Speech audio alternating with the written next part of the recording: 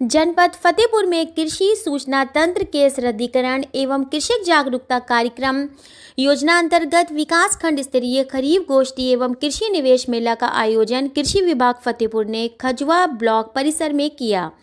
IPM तकनीकी के द्वारा दलहनी व तिलहनी फसलों में कीट व रोग नियंत्रण की 1 दिवसीय प्रशिक्षण दिया गया। प्राकृतिक जैविक खेती के मास्टर ट्रेनर वीरेंद्र कुमार यादव ने किसानों को बाजारवाद से बच के अपने संसाधनों के द्वारा गोबर खाद, वर्मी कंपोस्ट, गृह वाटिका द्वारा जहर मुक्त फल, सब्जी व मसाला अपने लिए उगाने की अपील की। फेरोमोन ट्रैप और कृषि विविधीकरण के द्वारा फसल सुरक्षा उपाय बताए। कृषि वैज्ञानिक डॉक्टर शिव मंगल सिंह ने नीम के द्वारा जैविक कीट व रोग नियंत्रण पर जोर दिया। गौ आधारित प्राकृतिक खेती के बारे में प्रगतिशील किसान रमाकांत तिवारी ने बताया कि जीवामृत, बीजामृत, घन जीवामृत के द्वारा फसलों का उत्पादन बढ़ता है।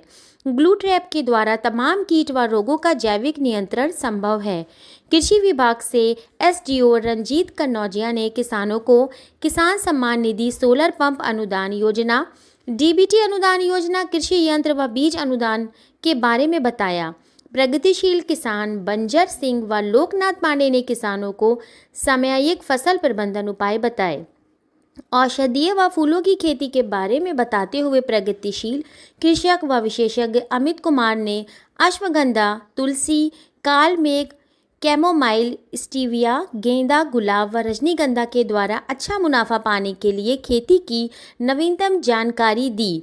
भृंगु ऑर्गेनिक के स्टॉल द्वारा किसानों को जहर मुक्त कृषि उत्पादों के विपणन और मार्केटिंग का भरोसा दिया गया। किसान सम्मान निधि की समस्याओं का निराकरण में राजकीय बीज गोदाम प्रभारी रविकांत, माताधीन वर्मा, नितिन, अखिलेश समेत अन्य विभागीय कर्मचारी मौजूद रहे। रामकरण, मनोज समेत क्षेत्र के तमाम किसान और महिला समूह के सदस्य शकुंतला व कल्पना भी मौजूद रहीं।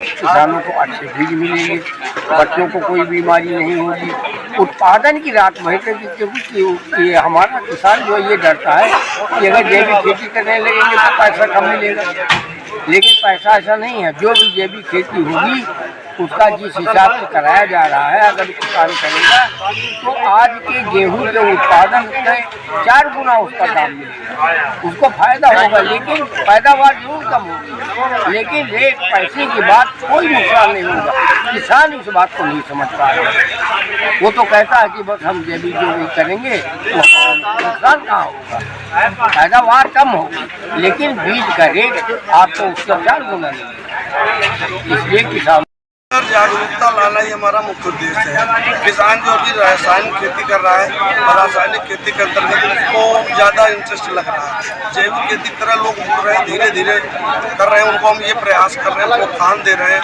कि 2-4 बिस्वा से स्टार्टअप करिए और उससे अपना उत्पादन देखिए। अगर आपका उत्पादन अच्छा लगे तो आगे बढ़ाइए।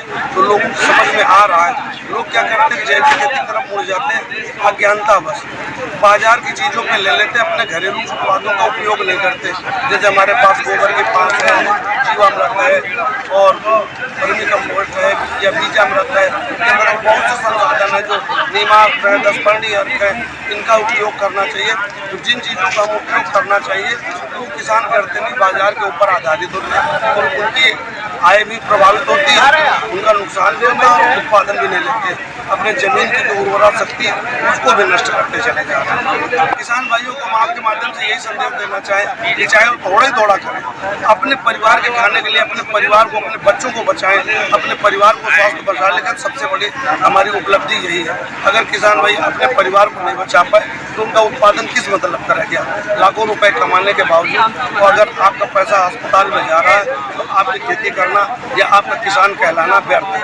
अगर आप किसान हैं तो आपके घर में स्वस्थ भोजन, उत्तम आहार, आपका परिवार खुशहाल। योजना थी हमारे कृषि विभाग की, तो PM किसान का था, जो किसानों को मैंने बताया कि कैसे EKYC करना है और EKYC अगर हो गया और जिसका मतलब पंजीकरण अभी नहीं हुआ है तो उसको कैसे पंजीकरण कराना है और जिनके पास ज़मीन है, अगर ज़मीन है तो विरासत में है, खरीदा हुआ तो नहीं है ज़मीन, ये मैंने बताया पीएम किसान के बारे में। दूसरा सबसे बड़ी योजना थी सोलर पंप की। सोलर पंप का मैंने बताया कि कैसे 2 HP का होता है, 3 HP, 5, 7, 7.5 और 10 HP का होता है। और तीसरा मैंने बताया कि मतलब बीज बुआई से पहले कि बीज का शोधन किससे करते हैं, राइजोबियम से करते हैं, और मतलब सॉइल का भी करते हैं, PhD कल्चर से करते हैं, और भी मतलब इन सीटू मैकेनाइजेशन के बारे में मैंने बताया कि जैसे कि अगर आपको 1 लाख से 1 लाख तक अगर यंत्र लेना है तो उसके लिए टोकन मनी कितना रहना चाहिए, मतलब 2,500 से 3,000 रहना चाहिए, और 5,000 1 लाख से ऊपर टोकन मनी होना चाहिए। और इसके लिए जो आपको मतलब वेबसाइट पे लॉगिन वहाँ पे रजिस्टर करवाना है और UPAgriculture.com से करवाना है। और इसके लिए जो यूपी इंस्टीट्यूट मैकेनाइजेशन जो है, इसके अंतर्गत आप 10 लाख का अगर लेते हैं मशीनरी तो इसमें 3 मशीनें आता है, इसमें आपको 8 लाख का अनुदान मिलता है, और 15 लाख का लेते हैं उसमें आपको 80% अनुदान मिलता है, मतलब 12 से 13 लाख रुपये।